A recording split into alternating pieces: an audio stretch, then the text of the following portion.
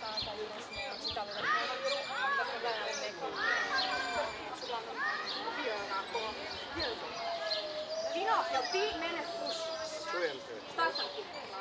Ne znam.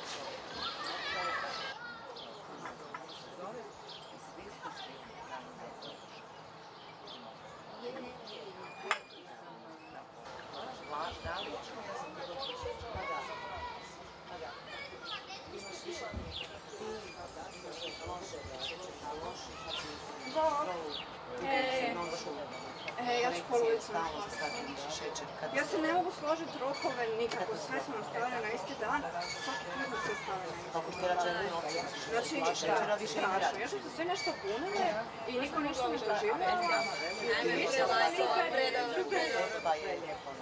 I ne znam, evo nešto što da kažem. Ma nekak si rasporediti. Neko se kiraju na mene. Ne znam, kako vi to? Ja bez veze, nešto si za lipanje je. A kad je ovaj, ne, dvojica. Ja sam samo odločila i rekla da šta čemu je pričala o nema pojma. A na petu, tu